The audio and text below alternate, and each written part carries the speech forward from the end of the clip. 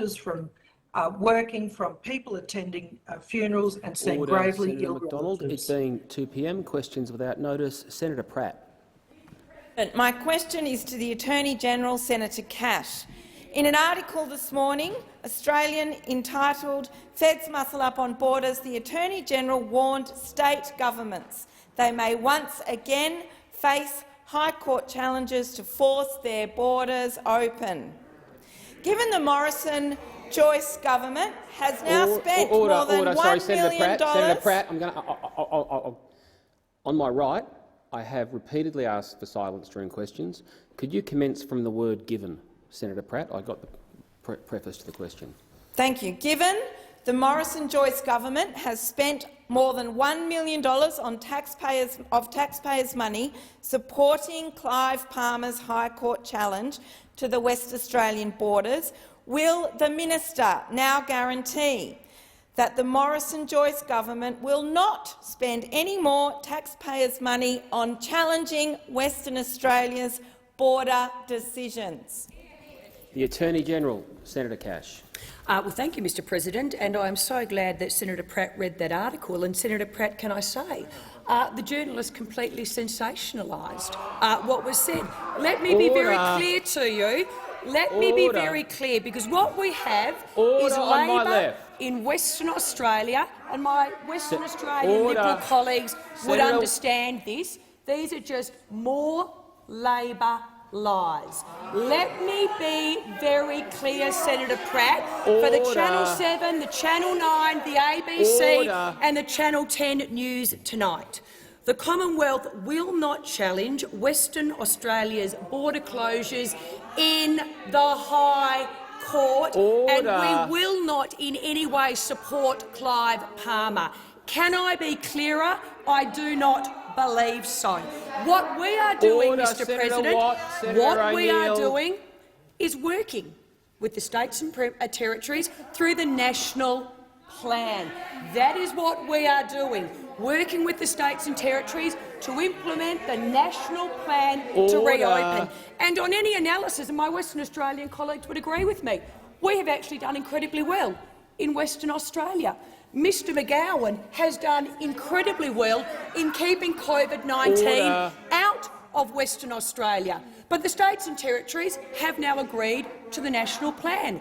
And at 80%, when 80% of Australians and Western Australians are vaccinated, and I'm so pleased to see Western Australians every day, more and more of them, putting their arms out and saying, "I will be vaccinated," the question becomes for Mr McGowan, if not at 80%, then when? That's all it comes down to. If not at 80%, then when? But let me be clear, the Commonwealth will not challenge Western Australia's border closures in the High Court. Senator Cash. Across the chamber on my left and right, I know if I can't hear Senator Cash, it's not my hearing. It means there is too much noise. Senator Pratt. Has the Attorney-General, Prime Minister or any other member of the government started discussions with Clive Palmer regarding future legal challenges? Order. Senator Cash. Thank you very much, and let me make it clear again to Senator Pratt. The Commonwealth will not challenge Western Australia's border closures in the High Court, and we will not support any challenge to Western Australia's border closures by Clive Palmer. What we are doing, though, is working with the states and territories, in relation to the implementation of the National Plan. And in Western Australia, I understand, Mr President, we've now reached 50% of Western Australians have had their first dose. That is actually a good thing. And very shortly you'll get to 60%, then 70% and then 80%.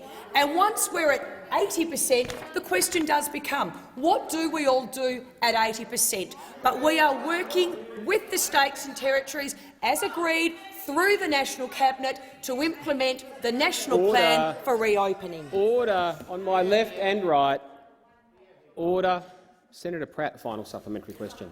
Why is the Morrison-Joyce government more focused on attacking Premier Mark McGowan and Western Australians, rather than taking responsibility for their failures on quarantine and on the rollout of the vaccines. Again, I'm going to ask for silence during questions. Senator Cash. Well, thank you, Mr President, and I certainly don't believe that I in any way knocked Mr McGowan. In fact, what I think I said, what I know I said is Mr McGowan has done a very, very good job as the Premier of Western Australia in keeping our state relatively COVID-free.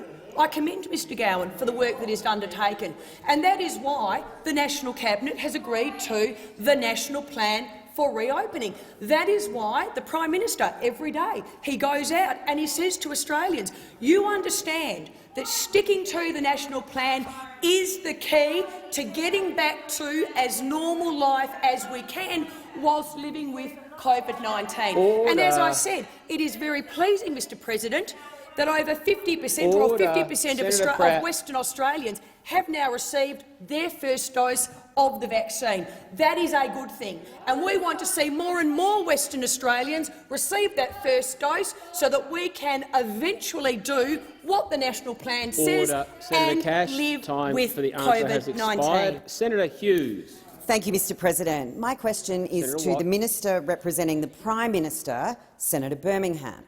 Can the Minister advise the Senate what the June 2021 national accounts demonstrate about Australia's economic performance during the COVID-19 pandemic and how the Liberals and Nationals government plan continues to protect Australians and support Australian jobs and businesses in the face of current challenges?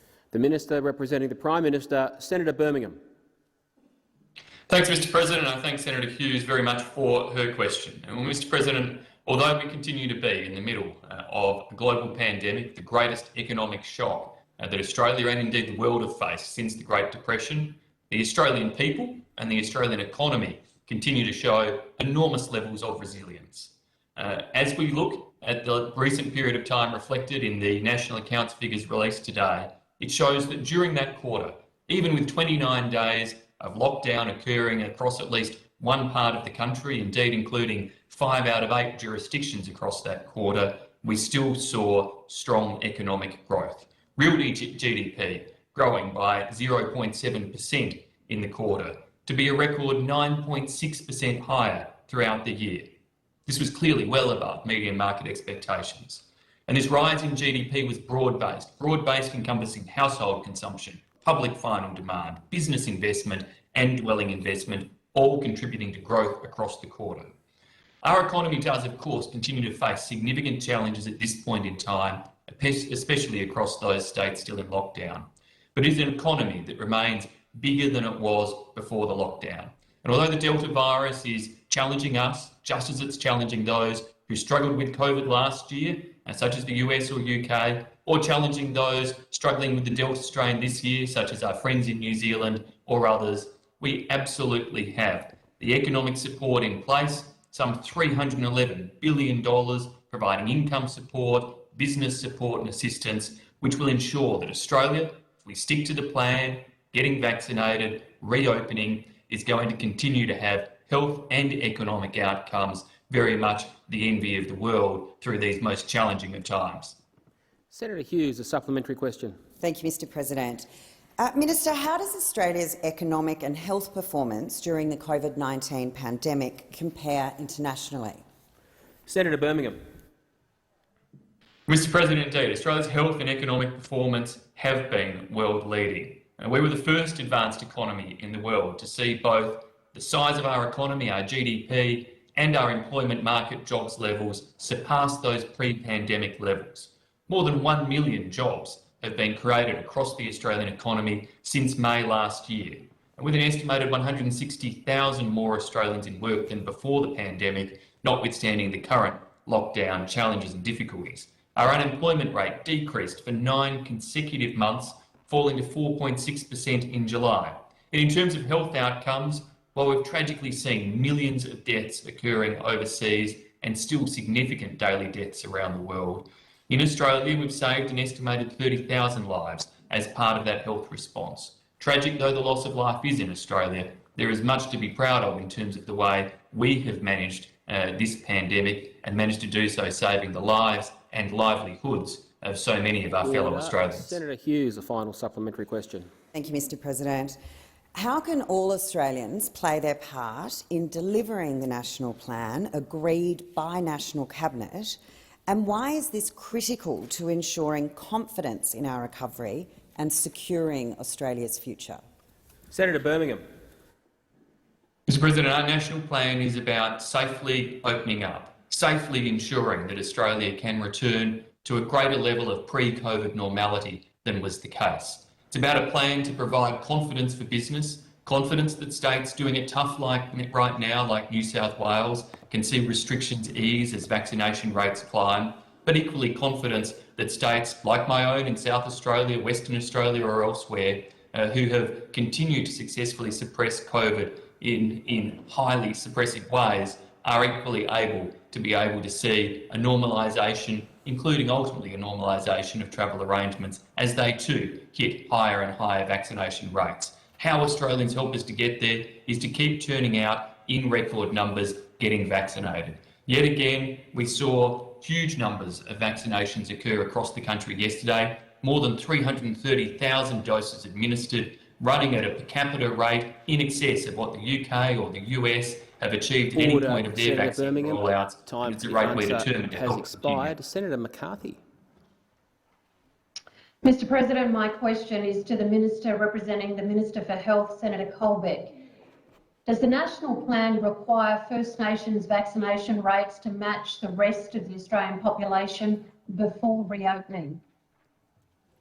The Minister representing the Minister for Health and Aged Care, Senator Colbeck. Thank you, Mr President. Thanks, Senator McCarthy, for the question. The national plan, which has been publicly released for everybody to see, Mr President, contemplates a number of thresholds, 70% and 80% vaccination rates across the country,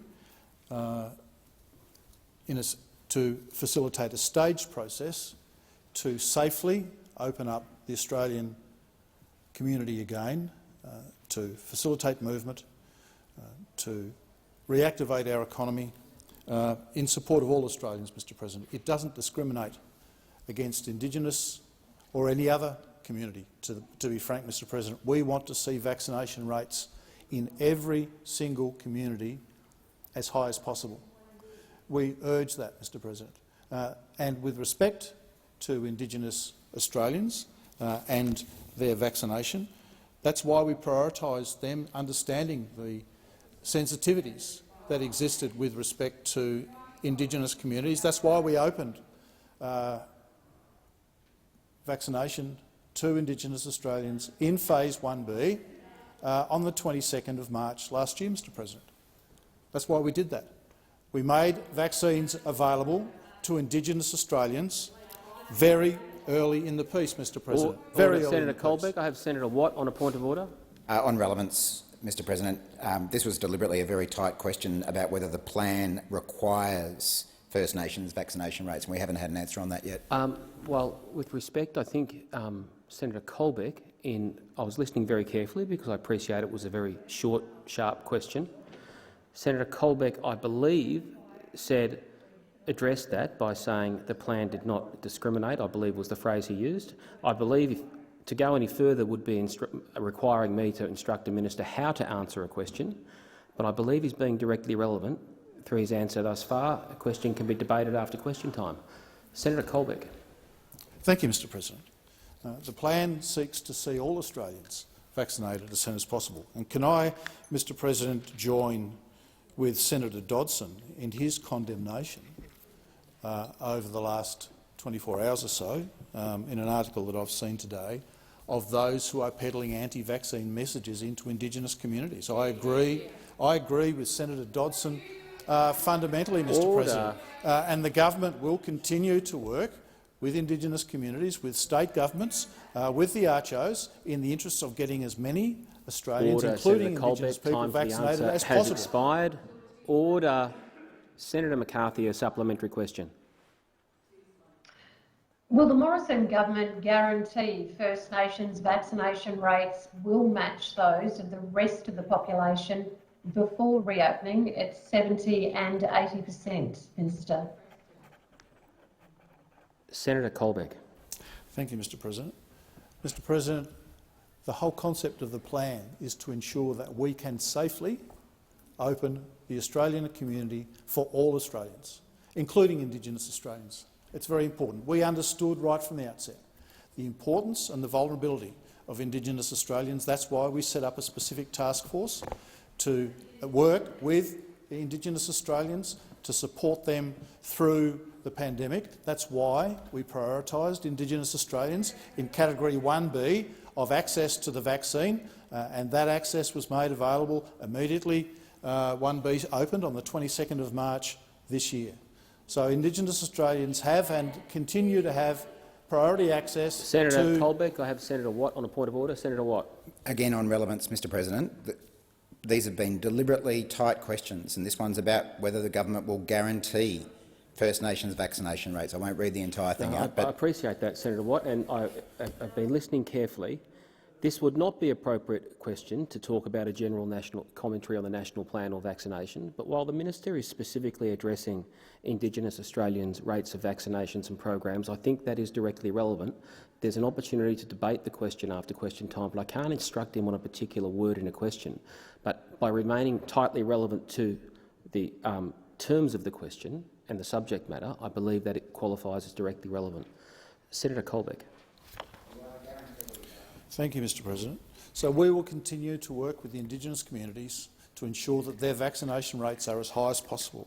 We have provided specific resources developed and tailored specifically for Aboriginal and Torres Strait Islander audiences to educate them and to mitigate the negative Colbeck. messages coming from the some answer has expired. sources. Senator McCarthy, a final supplementary question. Mr President, the Prime Minister has failed to deliver on his promise to vaccinate 1B priority groups by winter, and today, on the first day of spring, less than 20% of First Nations Australians have been fully vaccinated. How many First Nations Australians will be unvaccinated and at risk of COVID-19 when the targets of 70% and 80% are reached? Senator Colbeck. Thank you, Mr President. As I've said, our objective is to ensure that all Australians have access to the vaccine, including Indigenous Australians, and that's why specific measures have been put in place by the government to ensure that they can.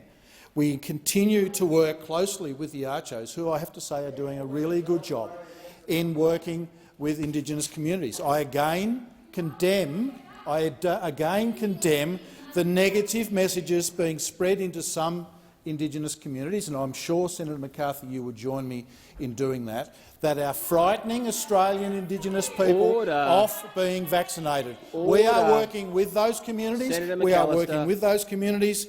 We are adapting specific programs that have been run for the more broader community, specifically to Indigenous communities, so that they can understand the importance of vaccination and they then participate in the vaccination process, Mr President. So we will continue to do that, understanding how important vaccination is to Senator Indigenous Colbeck, Australians. The answer has expired. Senator Bragg. President, my question is to the Minister representing the Minister for Employment, Workforce, Skills, Small and Family Business, Senator Cash. Can the Minister outline to the Senate how the $311 billion in direct health and economic support provided by the Liberal and Nationals government is continuing to protect lives and livelihoods during the pandemic, and how this support is ensuring that our economy remains resilient as we implement the national plan agreed by National Cabinet? The Minister representing the Minister for Employment, Workforce, Skills, Small and Family Business, Senator Cash. Thank you very much, Mr President, and I thank Senator Bragg for the question. And certainly with the release of today's national accounts, we continue to see the resilience of the Australian economy. Since the onset of the COVID-19 pandemic, the coalition government, we have been focused on protecting the lives and the livelihoods of Australians. And as I've said in this place before, and certainly as the former small business minister, small businesses, though, as we know, they continue to do it tough. Many are in and out of lockdown. We just need to look to New South Wales, to Victoria, and here now in the ACT. And this, of course, continues to create uncertainty for them. But that is why, in terms of the policies that we are putting in place as a government, we provided in the budget this year an additional $20.7 billion in tax relief to businesses over the next 4 years. And this, of course, includes the extension of the immediate expensing measure, and that is helping around 99% of businesses in Australia to reinvest back into their businesses. Because, as Senator Bragg knows, as a government, we understand that there are some businesses, Senator Bragg, that have that capacity to reinvest. And we want those businesses to be able to access government policy to do exactly that: prosper, grow, invest in their business and create more jobs for Australians. But, Mr President, we also recognise that many businesses continue to face the uncertainty, and in particular in terms of lockdowns. And that is why we have worked with the states and the territories through the National Cabinet to provide temporary, targeted grants to small and family businesses to assist them to get through the lockdowns and to assist them in relation to the impacts of the lockdowns. We've gone further in terms of our policies by expanding our small and medium-sized business loan scheme. And certainly this has been appreciated by the business community. Senator Bragg, a supplementary question. Thank you, Mr President. How are the government's business investment incentives helping Australian businesses to grow, prosper and create jobs for Australians? Senator Cash. Well, Mr President, when you look at the business investment numbers that came out for the June quarter, what they showed was business investment was actually up by 4.4%.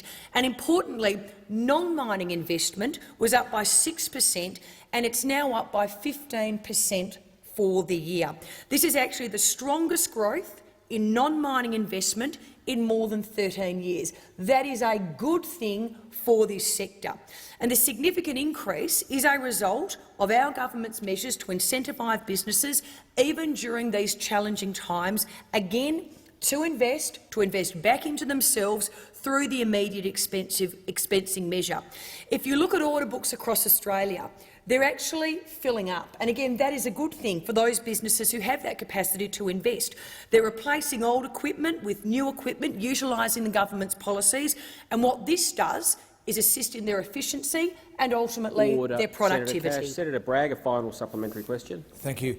How is the National Plan giving small and family businesses the confidence they need so we can secure Australia's future? Senator Cash. Well, Mr President, the National Plan, and as we know, this is an agreement, National Cabinet, the Commonwealth Government, agreed by all states and territories. This is our pathway forward in learning to live with COVID-19 and at the same time get back to the freedoms that we've given up in so many instances to combat COVID-19. What the National Plan is doing, when you talk to businesses, and in particular small businesses around Australia, it sends them that message of hope. They know there is now a clear plan to move through various stages. It gives them that hope that there is light at the end of the tunnel. This is actually giving businesses the confidence that they need. And obviously, part of that national plan is increasing vaccination rates across Australia.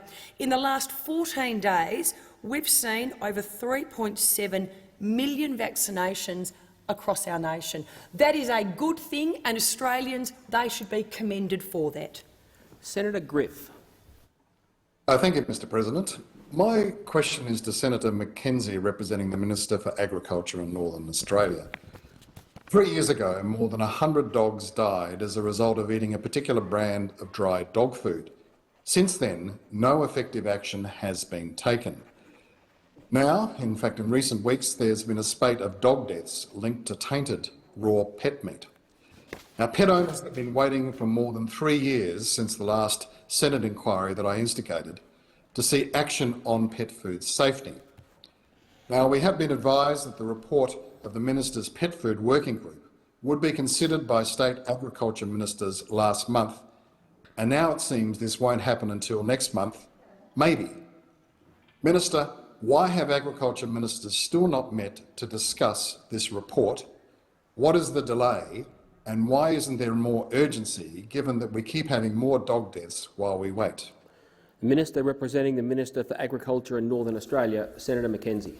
Thank you, Mr President, and I thank Senator Griff not only for his question but for his concern on behalf of pet owners across the country. I'm advised the Pet Food Working Group was established with agreement of all agriculture ministers, is currently finalising its advice to the ministers. The report of the Pet Food Working Group will be considered by agriculture senior officials in September 2021, so this month. So it has to go to those senior officials before then going to state and federal agricultural ministers at their MinCo, which is planned to be held next month for decision. Minister Littleproud has responded to the letter signed by the RSPCA, the Australian Veterinary Association and the Pet Food Industry Association, informing them of the status of the report of the Pet Food Working Group. He's also written to agriculture ministers across the country to inform them of expected timing for advice to be received from the Pet Food Review Working Group, as implementation of any regulatory options for pet food remains a decision for state and territory governments. So it comes to the MinCo next month. It will then be up to each and every state and territory to then return home to their jurisdiction and implement any decision that that body makes. Now, some are obviously going to be quicker at doing that than others. Some will have more will at doing that than others.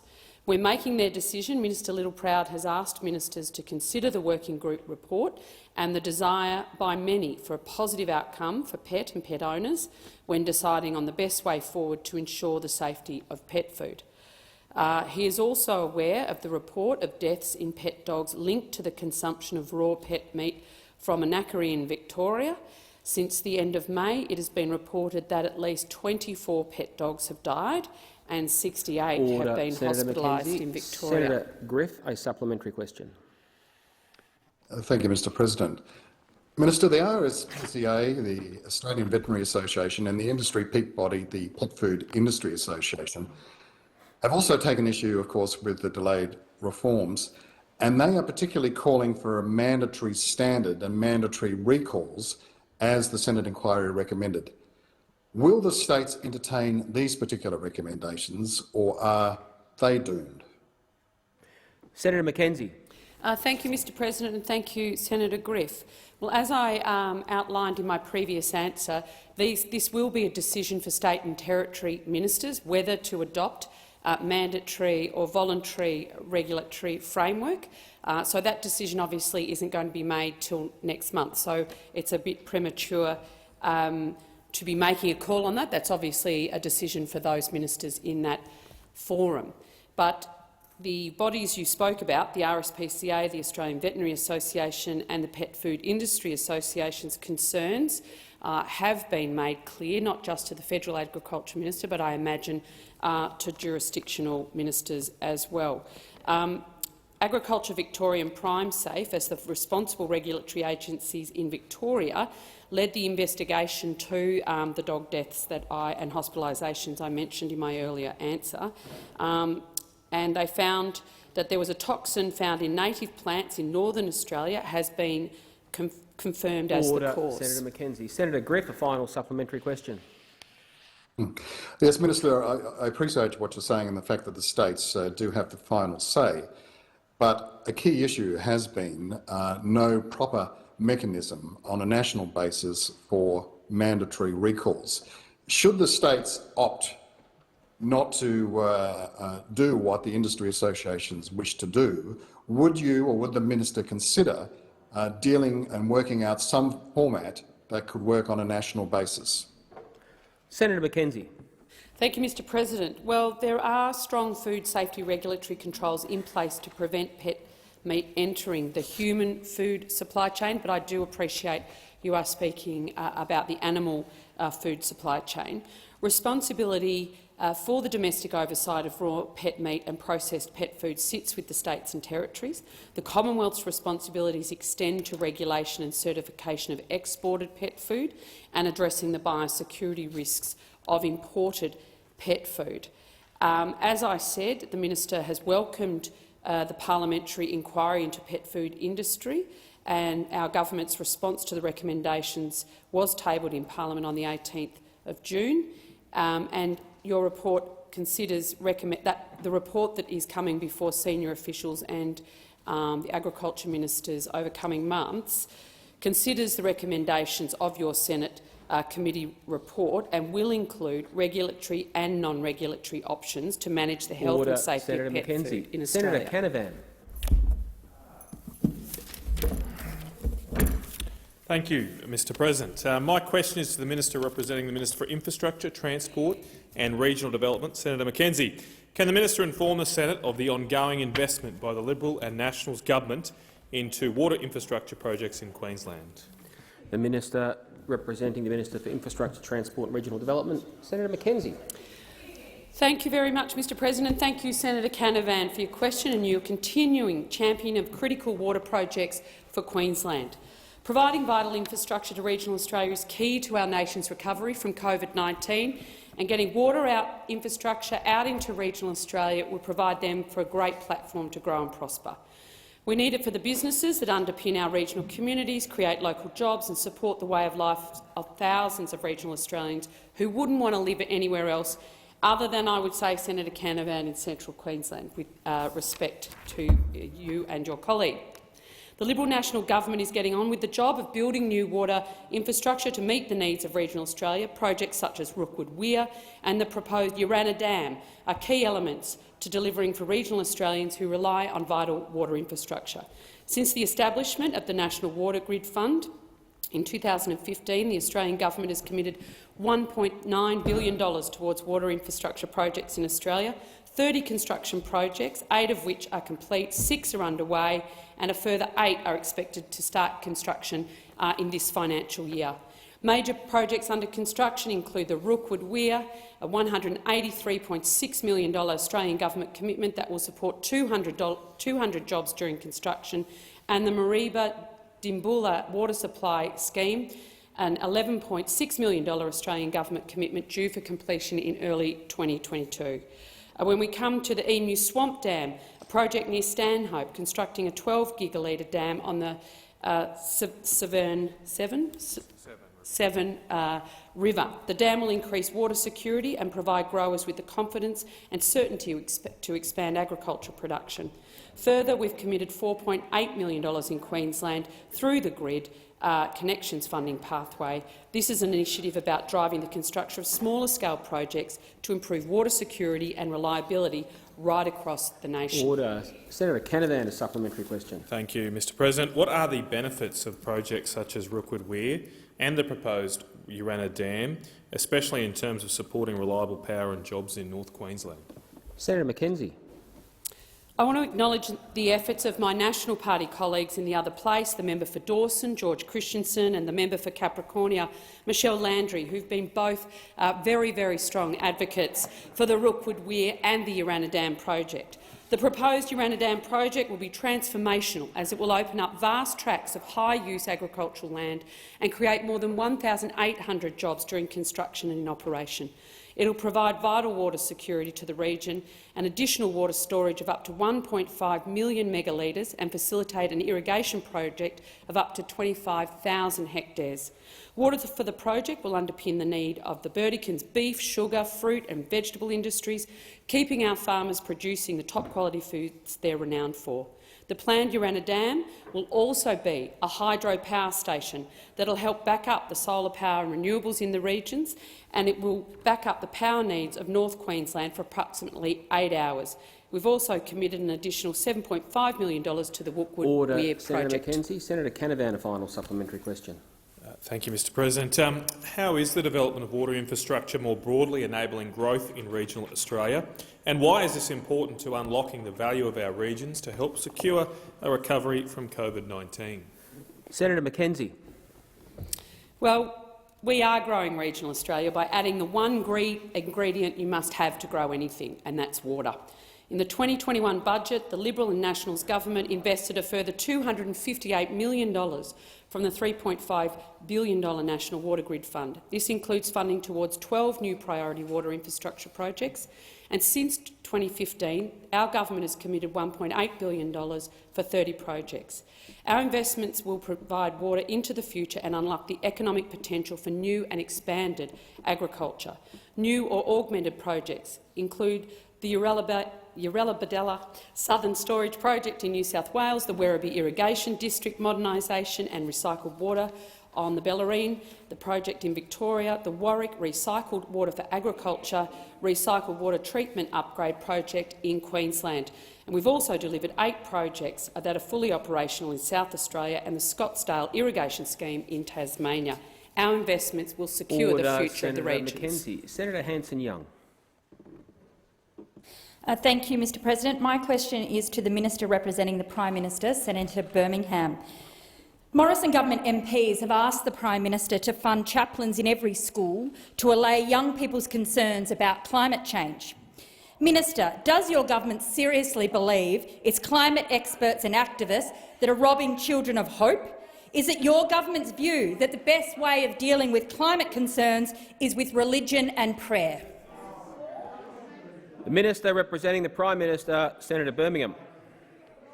Thanks, Mr President. I thank Senator Hanson-Young for the question. As far as I'm aware, Senator Hanson-Young was not in the Coalition Party room yesterday, did not hear the type of comments that were being made, and I can tell her through you, Mr President, that she is completely misguided in the way in which she is characterising those remarks. It is certainly true that Coalition members and senators have expressed their strong support for a program that provides assistance to young people in terms of navigating the many challenges of life, but particularly at these times where we see enormous additional stresses as a result of COVID-19 being placed on many young people in the environments in which they're studying and seeking to move ahead. So many young Australians have missed out on the traditional rites of passage, on normal activities that go through in their schooling lives, and this is creating enormous additional stresses and pressures. And the work, indeed, of teachers, of educators, of school chaplains, of psychologists, of all of those who are supporting young Australians through these challenging and difficult times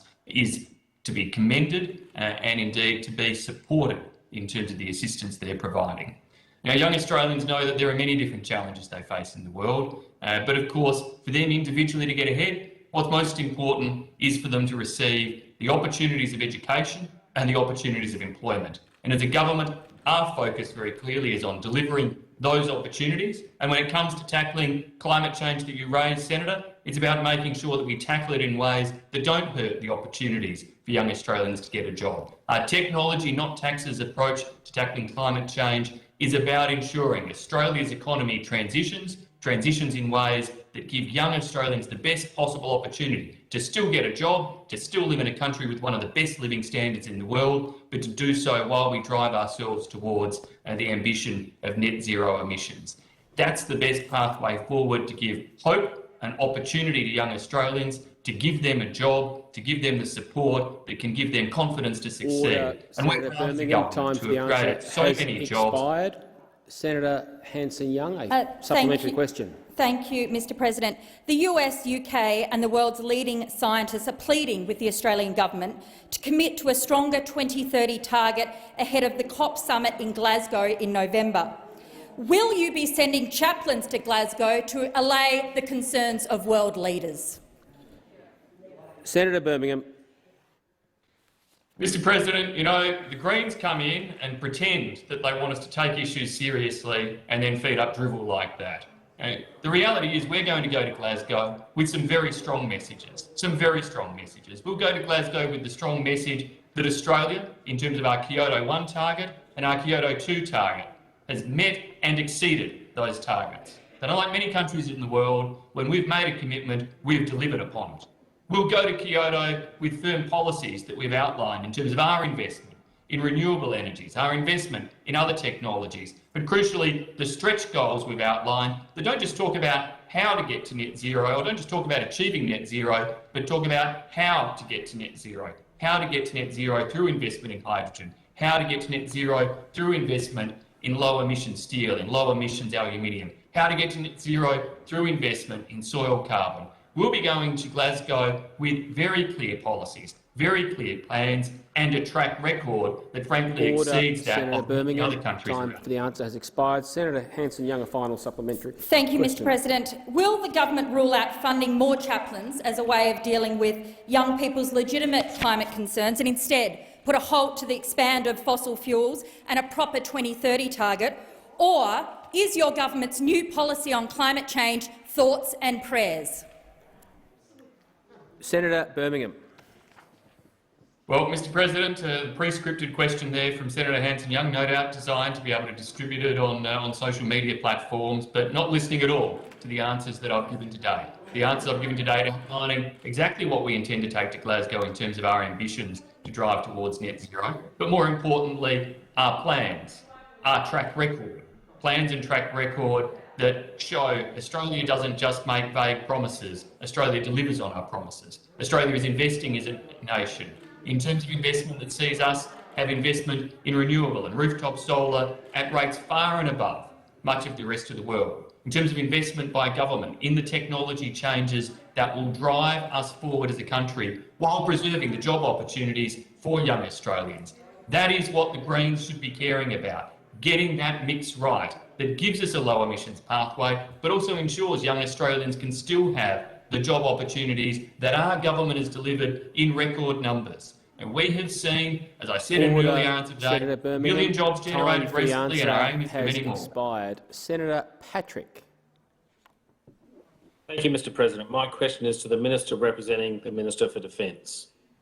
It's almost 2 years since the then Defence Minister, Senator Reynolds, advised on 6PR radio that a decision would be made on the location of the Collins full-cycle dockings by December 2019. Another Christmas has passed. It looks like a third Christmas will pass without a decision being made.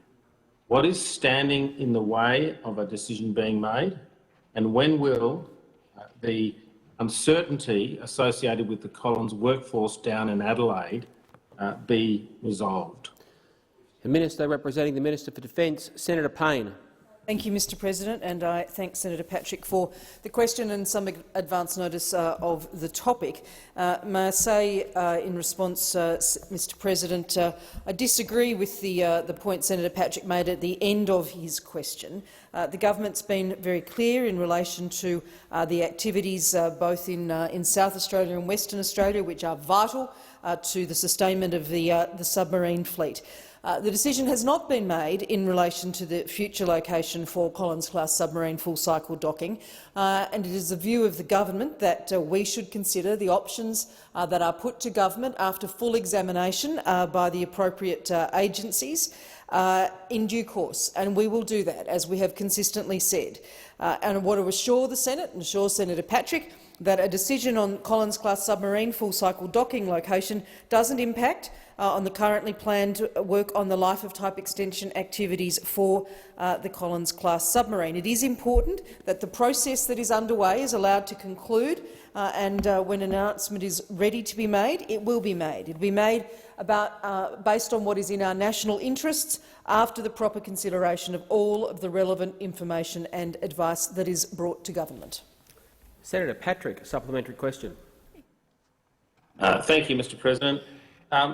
It's not in dispute that the government intends to conduct the life of type extension during the full cycle dockings. It's a significant body of work involving the change-out of the submarine's main motor. It involves the change-out of the submarine's diesels and significant electrical switchboard work. Does the minister agree that shifting full cycle dockings whilst at the same time embarking on a significant life of type extension will simply alter the risk profile too far for the shift to occur? Senator Payne. No, Mr President. In response to Senator Patrick's supplementary question, that is not the view of the government. We've been obviously planning the extension of the service life of the Collins-class submarines for some time. In fact, the planning commenced in 2011. This government is actually progressing the work itself. Both Defence and Industry are continuing to progress the Collins-class submarine life of type extension work on schedule to support the first boat that will need an extension. That's HMAS Farncombe, and commencing in mid-2026. All 6 submarines will undergo life of type extension within the budget that is currently allocated, extending the life of each submarine by 10 years. And we are engaging all of the expertise that we need to progress that life of type extension program successfully. That includes support from sub-COCMs to de-risk the delivery of the life of type extension activities. But I don't agree with the proposition Senator Patrick put at the beginning of his question. Senator Patrick, a final supplementary question. Thank you, Mr. President. Minister, I've been contacted by businesses that are involved in the full cycle dockings here in South Australia, and there can be no question that the uncertainty of the future location of full cycle dockings is having an impact on business investment and things like training of workforces and long-term planning. Does the minister concede that the delays in the decision-making process is affecting business decisions? Order, Senator Patrick. Senator Payne. Thank you very much, Mr. President. And I note the observations that Senator Patrick has made, but I would also note that this government's commitment to shipbuilding in South Australia is frankly unparalleled, and that includes the sort of work that Senator Patrick is referring to. Our commitment is to building up to 23 vessels at Osborne, which totals over $120 billion out to the 2050s. It sees the offshore patrol vessels being built at Osborne by Lursen Australia, which is directly employing up to 400 workers. That includes some transitions from the air warfare destroyer program that we successfully reformed and delivered. It includes the work of BAE Systems Maritime Australia, which is ramping up its production efforts with prototyping for the Hunter-class frigates. It includes the transformation of the Osborne Naval Shipyard itself into the national hub for advanced manufacturing of the most complex vessels for the Royal Australian Navy. Order, Senator Payne. Time for the answer has expired. Senator Watt. Thank you, Mr. President. My question is to the Minister representing the Deputy Prime Minister and Minister for Infrastructure, Transport and Regional Development, Senator McKenzie. When did the Deputy Prime Minister, Mr Joyce, make the final decision on the inland rail alignment in Queensland? When did Mr Joyce advise Mr Littleproud and Senator McDonald of his decision? The Minister representing the Deputy Prime Minister, Senator McKenzie. Thank you very much, Mr. President. Well, the Inland Rail project is one of the most iconic nation-building projects that Australia has ever seen, and it has been delivered by the National Party in a Liberal national government.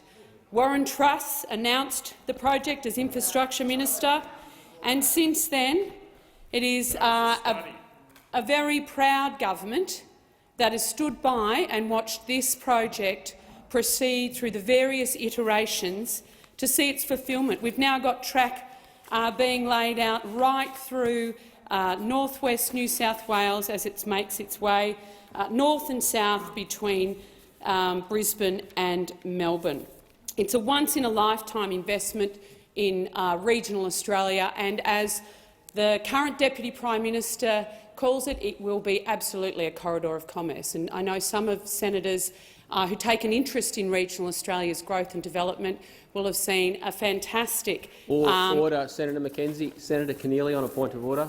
Order's relevance, and I know the minister is speaking to something important, but it is a very tightly worded question. It just seeks to know when did the Deputy Prime Minister make the final decision and when did he advise Mr Littleproud and Senator McDonald. There's no embroidery. It is just a simple factual question. I think the question goes to decision-making, the alignment and passing on of that to others. Like, there are multiple elements of the question, but it goes to that. And I have been listening, but I'm going to ask you to turn to those elements of the question, Senator McKenzie, having been speaking for a minute, rather than a general description of the project. Senator McKenzie. Thank you. Well, in terms of the route decision, there has been no change to where that has been planned through a whole variety of infrastructure ministers over many, many years. There's been many studies and plans done, particularly on the border to Gowrie route.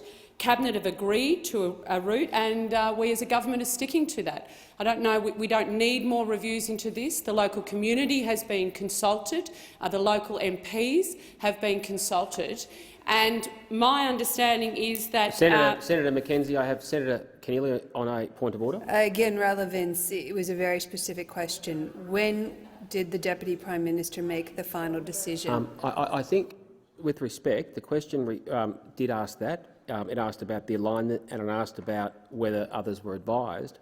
I do believe the minister is being directly relevant when she was speaking about the route. I can't instruct them how to answer a question. The minister referred to decision-making upon a route by the Cabinet. I can't rule that as not directly relevant to the question being asked.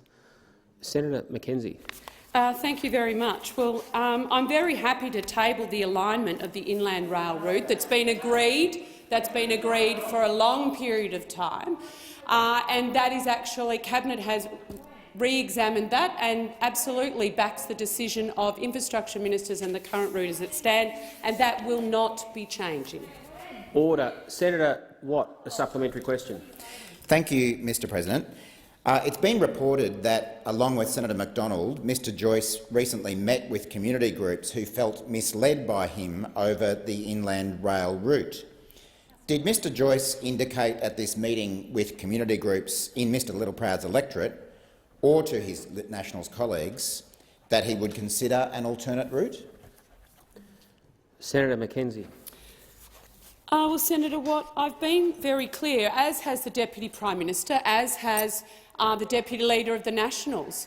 All National Party Cabinet ministers support the decision of Cabinet, support the current route of the Inland Rail, and they've been very, very clear about that.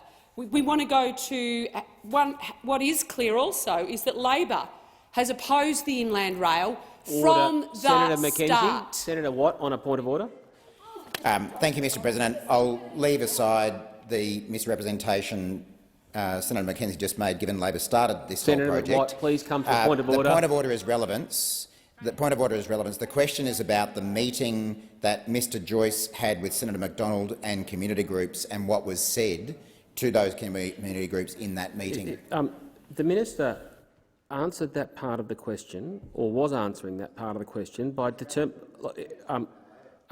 if I could rule, Senator Watt, please. I'll let that glancing comment by Senator Mackenzie pass, as you said you would in your point of order. But the minister was answering the question by talking about the decision-making of the route and who supported it, it being a decision of the government. I can't instruct the minister how to answer a question, and there's a time to debate them in 10 minutes. Senator Mackenzie. Thank you very much, Mr President. Now, this might come because I just will read to the Senate the statement from the DPM made on the 25th of August 2021. The Inland Rail alignment is settled. It has been refined over a number of years and delivery is well underway. As I mentioned in my first answer to you, the border to Gowrie section that includes the Condamine crossing has been developed by world-leading rail engineers, experts and enhanced through community consultation. ARTC's flood modelling and the reference design for the crossing of the Condamine floodplain has been thoroughly reviewed. Senator Mackenzie, time for the answers expired. Senator Watt, a final supplementary question. Thank you, Mr President. A private text message from Mr Littleproud to Mr Joyce, which happened to be published in The Australian, reads, and I quote, "The Millmerran guys you spoke to on Friday would have preferred you either told them on Friday this or told them before a public statement from you. Why did Mr Joyce refuse to listen to Mr Littleproud's constituents and to his Nationals colleagues and instead announce publicly that the Inland Rail line was settled and well underway?" Senator Mackenzie. Because, Senator Watt, that's exactly what the Inland Rail project is about. We have decided a route. The government has, as I've said, reviewed it. We've got the environmental impact statement. We've got route reviews, multiple studies, 1, 2, 3, 4, 5, 6, 7 different reviews. The government is very committed to the current alignment. That is what we're committed to delivering on. That is absolutely what the Deputy Prime Minister wants to see happen. and what the local community wants to see happen. I'm very happy to table third-party endorsements from the community affected. As I was saying, the panel's draft report, that's the panel of experts on flood studies in Queensland, found that the work undertaken by the ARTC would to be predominantly in accordance with national guidelines and current industry best practice.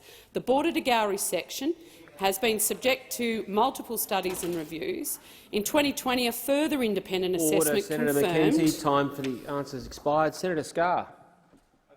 Mr President, my question is to the Minister for International Development and the Pacific, Senator Seselja. Hear indeed. Can the Minister advise the Senate how Australia is working with partners in our region to tackle the COVID-19 pandemic and how to support our region's economic recovery as soon as possible, helping to ensure that we can all recover stronger together? The Minister for International Development and the Pacific, Senator Seselja. Well, thank you very much, Mr President. I thank Senator Scarr for his question and for his deep and abiding interest in the neighbourhood and the Pacific. Our neighbourhood continues to face unprecedented challenges from COVID, and no nation is immune from the virus, but we must tackle it together. And this government's getting on with the job of shaping a region which is safer, healthier and more prosperous for all of us. We've now gifted over 2.1 million life-saving vaccines to our neighbourhood, because until everyone is safe from COVID, nobody is safe. And similarly, hundreds of thousands of Australian jobs depend on strong economic growth across our region. To support that growth, in 2021 we delivered a record $1.7 billion in support to the Pacific, over 50% higher than when Labor were last in office. And we've delivered over $1 billion in support to Southeast Asia. Together with a $1.5 billion loan to Indonesia, this represents our largest funding to Southeast Asia since the 2004 tsunami. Beyond our existing aid program, we've already delivered nearly $200 million in emergency economic support to the Pacific. In Fiji, this funding is supporting social protection payments to the most vulnerable, benefiting more than 100,000 Fijians. In Timor-Leste, we are supporting new infrastructure projects in more than half the nation's 450 villages, directly benefiting communities and economic recovery.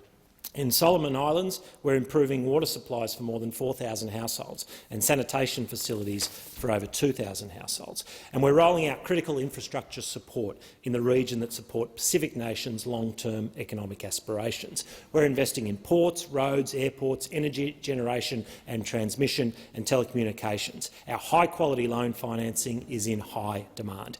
These are projects that will create jobs and unlock new opportunities, ushering an even stronger era of growth and partnership between Australia and the Pacific. Senator Scarr.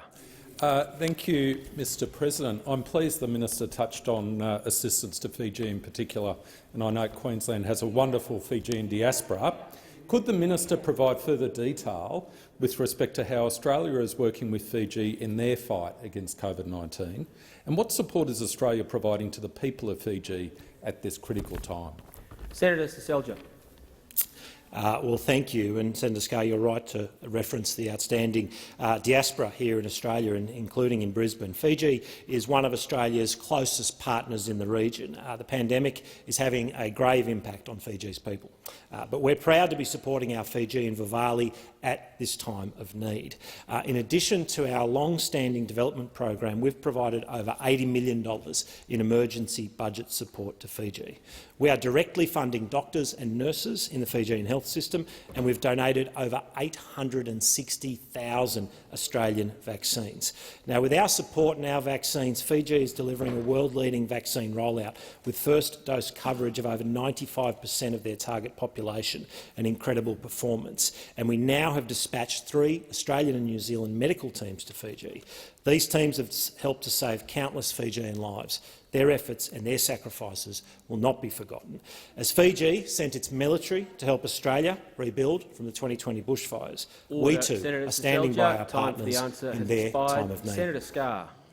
Thank you, Mr President. If I could lift the focus perhaps to the Pacific more generally, noting the outstanding contribution of Pacific workers to the Queensland economy, could I ask the minister, how is the Liberal and National government assisting regional Australian businesses to access more Pacific workers as part of the national plan agreed by National Cabinet? And why is this important to securing our recovery from the pandemic, including in my home state of Queensland? Senator Seselja. Well, thank you, and it's an outstanding question. Since our Pacific labour initiatives recommenced in September last year, more than 10,600 Pacific workers have arrived from 7 participating Pacific nations and Timor-Leste. In the next few weeks, another 1,000 Pacific workers will arrive, with a further 27,000 Pacific workers ready and waiting to come to Australia. Now, this is immediate action to address workforce shortages in regional Australia as part of the PM's commitment to double Pacific workers in Australia by March of 2022. We'll shortly announce practical improvements to these programs to offer greater flexibility and less red tape for Australian employers. These changes will boost worker welfare and deliver Pacific workers who, throughout COVID-19, have proven themselves to be the lifeblood of regional business, ensuring meat could be processed and crops could be harvested. These programs are a win-win for Australia and our Pacific family. We look forward to welcoming more Pacific workers and to the invaluable contribution they make to Australia at this challenging time. Senator Cash. President, and I would now ask that all further questions be placed on notice, and I would also